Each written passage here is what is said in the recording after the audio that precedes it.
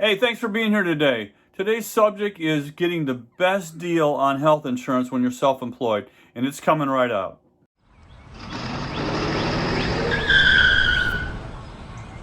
Hi, welcome back. I'm Scott Heimler. I'm the creator of Successful Small Service Contracting, where I show you how to control your income, your schedule, and your future in your own single operator service or contracting business while keeping your overhead low and your income high. I've operated my own service business for over 30 years, and I've taught hundreds of people to be successful at theirs since 1999. When talking about insurances, there's never been a better place to use the saying buyer beware since the last time you bought a used car. Hopefully you can use what I have to tell you today to make this arduous process a little bit smoother. Shopping for self-employed health insurance is not for the impatient, for sure. There's tons of terms to understand, coverage types and to compare, and many options where to buy a policy. And be careful because there's a lot riding on your choices. Both your health and financial well-being can be greatly depend on the coverage that you choose.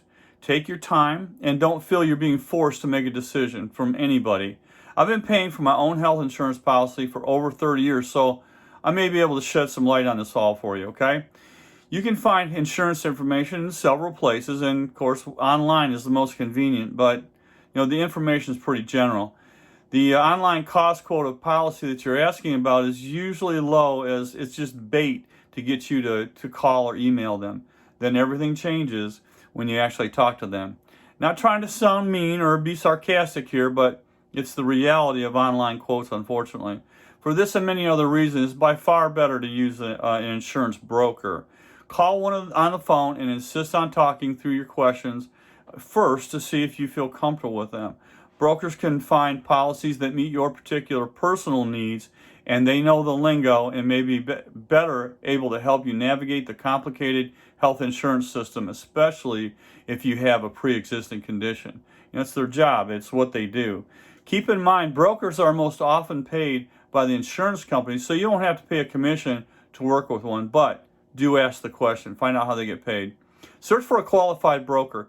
Like anything else, a broker's experience will vary from company to company.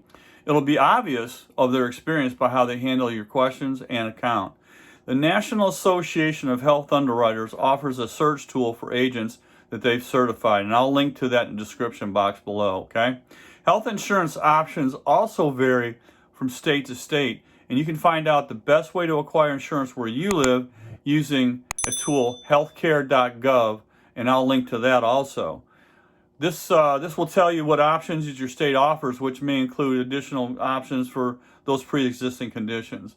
There's always organizations that offer group rates to certain trade and professional groups like AARP, which is the American Association for Retired People, and the Freelancers Union.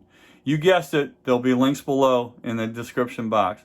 If you're newly self-employed and you've just left a job where you were insured, you can use COBRA, which is an acronym for Consolidated Omnibus Budget Reconciliation Act. They couldn't come up with anything better than that. It gives ex-employees in certain situations the right to pay premiums to keep their ex-employer's insurance for up to 18 months. The downside is that it isn't cheap, let me tell you. My brother-in-law went this route, and I was shocked at the price. He just had to ride it out due to some pre-existing medical issues that were coming to an end, and his provider was not a member of his new insurance group. This wasn't a good time to go out on his own due to this, but he just didn't do his homework. To add insult to injury, he had to pay 100% of the plan's premiums plus a 2% administration fee. There's many things that determine how much you'll pay for health insurance. So let's talk about some common coverage terms and options that you can compare should you not be familiar with them. I know everyone knows what a premium is, but this is what you pay to your insurance provider every month to access your coverage. Most times, the higher the premium, the lower the deductible. The deductible is how much you pay out of pocket before the insurance will cover any costs, okay? Co-insurance, this is how much of the costs are shared between yourself and the insurance provider after the deductible is covered. There are various ratios like 80-20, meaning that your insurance covers 80% while you must pick up the other 20%. And generally, the more the cost that you pick up, the less the premium it is. An HSA, which is a health savings account, allows you to pay for health care with pre-tax dollars. There could be some tax benefits with this, so you should talk to your accountant about it. Office visits, everybody knows what that is, but it's a visit charge. But I wanted to let you know that plans vary widely for coverage, and co-pays of office visits aren't always the same. If you visit the doctor a lot or not at all, select a plan that suits you best. Maximum out-of-pocket cost. This is the most that you pay each year with your policy. Your monthly premiums don't count towards this total. A lot of plans allow you to add prescription or dental coverage fee as an extra fee. In my humble opinion, prescription and dental coverage is usually not in your best interest. This generally costs nearly as much as the premium and that they charge, and it's only for certain doctors and pharmacies that the insurance company guides you to. Aside from comparing the facts, you want to be sure that this coverage works for you. Everyone has different needs when it comes to health insurance policies, and there are certain plans that better benefit those who need certain coverages. So typical questions to ask yourself would include, what's covered, obviously. You might be surprised by what's not covered by your plan, including visiting a particular physician. Find out if your favorite doctor is covered before you purchase a plan rather than learning the hard way, okay? How often did you visit the doctor last year? Since plans different on copays for office visits, you'll likely benefit from different options if you visit the doctor often compared to if you almost never go in. How much did you spend on health care last year?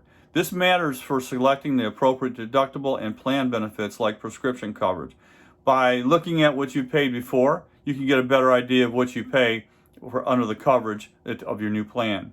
Out-of-network care, man, this is a big one. What costs do you face for out-of-network coverage? It's important to know if you travel outside your region or provider's network, as you may have to pay more than usual. Nothing worse or more expensive to get hurt or sick out of town and discover that you are not covered. And last, what if my policy request is rejected? It's certainly possible you may not be able to buy health insurance at all. Depending on state laws, insurance providers may be able to deny coverage based on pre-existing condition. Supposedly that's changed with Obamacare, but I honestly don't see Obamacare lasting through the next administration. Maybe I'm wrong, but it really doesn't work well for most, and it's really expensive. Well, thanks for being here today. I really appreciate your time greatly, as always. If you have any questions or suggestions for videos or feedback, hey, let me know. Share this video with someone that you know that might have an interest in it. If this information has helped you, please subscribe, like it, and ring the bell. That way, every time I get a bright idea, I'll pass it along to you. Hey, how can I help you? I'm always glad to help you in any way I can. Just reach out to me at scott@contractpreneur.com or leave your questions in the comments. I do my best to get to all the questions. And I'll see you next time. You take care.